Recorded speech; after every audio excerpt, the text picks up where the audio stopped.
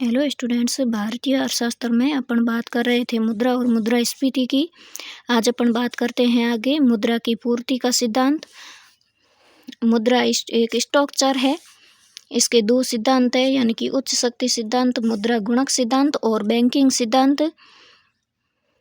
मुद्रा की पूर्ति के लिए इसमें 4 घटक है। मुद्रा की पूर्ति के 4 घटक, एक M1 यानी कि जनता के पास नकदी प्लस जनता की बैंकों में चालू मांग जमाए। दूसरा है M2 यानी कि M1 इसको साथ में जोड़ के प्लस जनता की डाकघरों में चालू मांग जमाए। M3 इसमें M1 यानी कि ये वाली और जनता की बैंकों में सावधि मांग जमाए। M4 में M1 प्लस जनता की डाकघरों में सावधि जमाए। ग्रेशम का नियम, पुरानी मुद्रा नई मुद्रा को प्रचलन से बाहर कर देती है। एक ही धातु के समान अंकित मूल्य वाले विभिन्न तौल के सिक्कों में अच्छे सिक्कों का प्रचलन से बाहर। इसका तरलता क्रम है M1 से M2, M3, M4 का। M1 संकीर्ण मुद्रा है, M3 व्यापक और विस्तृत मुद्रा है, यानी कि अभी अपने M1 और M3 पढ़ा है ना, ये वाला, इसकी बात हो रही है। आगे अपन बात करते हैं मुद्रा के मूल्य की।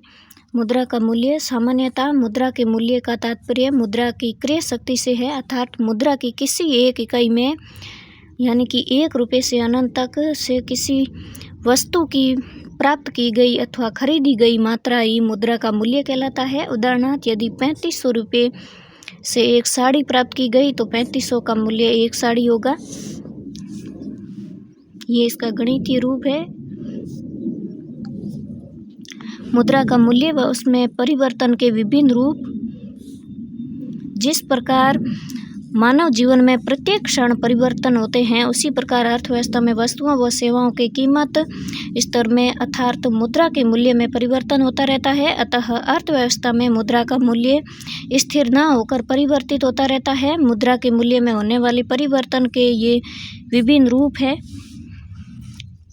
2 रूप है इसमें। पहला है अल्पकालीन रूप, इसमें पहला है सुधार और पुनरुत्थान, दूसरा है तेजी, तीसरा है सुस्ती और चौथा है मंदी। दीर्घकालीन में एक है मुद्रास्फीति, दूसरा है मुद्रा अस्फीति, तीसरा है स्टैगफ्लेशन, चौथा है मुद्रा अपस्फीति और 5वां है मुद्रा संस्फीति। अब अपन आगे बात करते हैं व्यापार चक्र की। ये व्यापार चक्र है, यानी कि पहले सुधार आएगा, फिर तेजी आएगी, फिर धीरे धीरे सुस्ती होगी, यानी कि तेजी आएगी तो यहाँ पर संतुलन हो जाएगा, फिर सुस्ती आएगी, फिर मंदी आएगी, फिर से वापस सुधार होगा और ये प्रक्रिया चलती रहेगी। अब अपन आगे बात करते हैं तेजी और मंदी की। अर्थव्यवस्था में वस्तुओं व सेवाओं के कीमत स्तर में होने वाली अल्पकालीन वृद्धि को तेजी और वस्तुओं और सेवाओं के कीमत स्तर में होने वाली अल्पकालीन कमी को मंदी कहते हैं।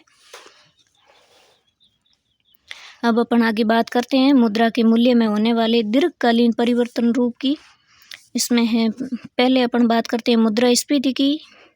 इसमें मुद्रा की पूर्ति में वृद्धि होगी तो मुद्रा के मूल्य में कमी होगी। मुद्रा के त्याग में आसानी होगी। वस्तुओं सेवाओं के मांग स्तर में वृद्धि होगी, कीमत स्तर में भी वृद्धि होगी।